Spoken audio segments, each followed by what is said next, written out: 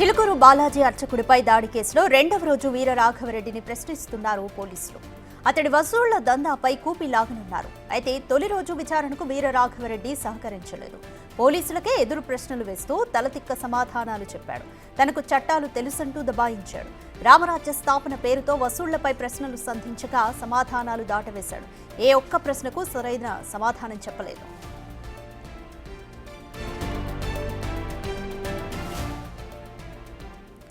More details మా ప్రతినిధి సురేష్ అందిస్తారు.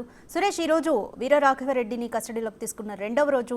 నిన్న వీరరాఘవరెడ్డిని ఏమని ప్రశ్నలు అడిగారు పోలీసులు?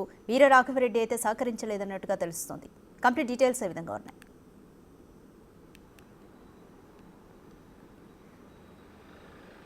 వీరరాఘవరెడ్డిని 3 రోజుల పాటు కస్టడీకి కోర్టు అనుమతించడంతో నిన్న చర్లపల్లి జైలు నుంచి వీరరాఘవరెడ్డిని పోలీసులు కస్టడీకి తీసుకొని మొయినాబాద్ పోలీస్ స్టేషన్కి తరలించి అక్కడ మధ్యాహ్నం తర్వాత విచారణ ప్రారంభించారు. విచారణ సందర్భంగా పోలీసులు పలు ప్రశ్నలు అడిగిన సందర్భంలో తానే ఆ పోలీసులని ఎదురు ప్రశ్నిస్తూ తనపై అక్రమ కేసులు పెట్టారు, అసలు ఈ సెక్షన్లు నాకు వర్తించవు, ఏ విధంగా నా మీద కేసులు పెడతారు, హైకోర్టులో కూడా నేను కేసు వేశాను అని చెప్పేసి ఆయన పోలీసులని దబాయించే ప్రయత్నం చేస్తున్నాడు. ఎందుకంటే గతంలో కూడా వీరరాఘవరెడ్డి అనేక వీడియోలు చూసాము, సెల్ ఫోన్ ఆడియోస్ కూడా పోలీసులతో మాట్లాడి నేను కొంతమందిని అదుపులోకి తీసుకున్నాను, నా దగ్గర నుంచి మీరు హ్యాండ్ ఓవర్ చేసుకోవాలి, నేను చట్టం నడిపిస్తున్నాను, నేను చెప్పిందే చట్టం అంటూ కూడా అనేక వీడియోలు వీరరాఘవరెడ్డి ఉన్నాయి. అదేవిధంగా పోలీస్ స్టేషన్లో కూడా ఎదురు ప్రశ్నిస్తూ విచారణకు సహకరించకుండా పోలీసులని ముప్పతిప్పలు పెట్టే ప్రయత్నం చేస్తున్నాడు. ఎందుకంటే అసలు దాడి ఎందుకు చేయాల్సి వచ్చింది, చిలుకూరు బాలాజీ టెంపుల్ని ఎందుకు ఎంచుకున్నావు, అసలు ఈ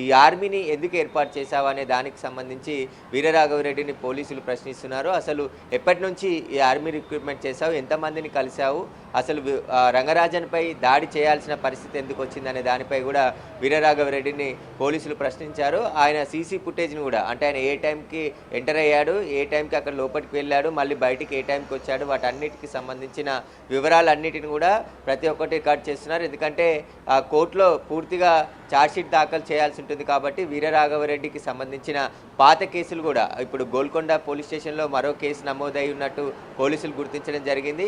మొత్తం ఈ కేసుతోనే 4 కేసులు వీరరాఘవరెడ్డి పైన నమోదయ్యాయి. కాబట్టి వీరరాఘవరెడ్డి ఫండింగ్ ఎవరు చేశారు, ఇతను బెదిరించి డబ్బులు వసూలు చేశాడా, లేదంటే ఎవరైనా స్వచ్ఛందంగా ఈయనకు డబ్బులు ఇచ్చారా, ఇతను వెనుకాల ఉన్నవారు ఎవరు అనే దానిపైన పోలీసులు దర్యాప్తు చేస్తున్నారు. ఇక రంగరాజన్ ఇచ్చిన ఫిర్యాదు మేరకు ఈ కేసు నమోదు చేసి వీరరాఘవరెడ్డిని అరెస్ట్ చేసి రిమాండ్కి తరలించడం జరిగింది. అతనితో పాటు 20 మందిని పోలీసులు అరెస్ట్ చేశారు. మిగతా పరారీలో ఉన్న వారి కోసం కూడా గాలిస్తున్నారు. అయితే ఈ దాడికి ఒకరోజు ముందు ఏదైతే దమ్మాయిగూడలో సమావేశమయ్యి ఆ సమావేశంలో కొన్ని ప్రతిజ్ఞలు చేసి ఇక్కడ నుంచి మనం నేరుగా చిలుకూరు బాలాజీ టెంపుల్కి వెళ్తున్నాము, అక్కడికి వెళ్ళిన తర్వాత అక్కడ ప్రధాన అర్చకులు రంగరాజన్ ఉంటాడు, అతన్ని కలవాలి మనం, ఒకవేళ మనకు సహకరించకుంటే అతనిపై దాడి చేయాలి, ఇదే అర్చకులు కాకుండా తెలుగు రాష్ట్రాల్లో మనకి సహకరించని అర్చకులు కానీ ఎవరైనా సరే వారిని చంపడానికైనా వెనకాడొద్దని చెప్పేసి కూడా వారితో ప్రతిజ్ఞ చేశాడు. అసలు వారందరినీ కూడా ఎలా సెలెక్ట్ చేశాడు, అతను వాళ్ళందరూ ఇష్టంతో వచ్చారా లేకుంటే వీరిని బలవంతంగా తీసుకొని వచ్చాడా అనే దానిపై కూడా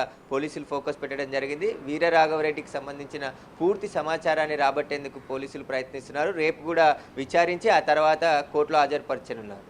థ్యాంక్ యూ సురేష్.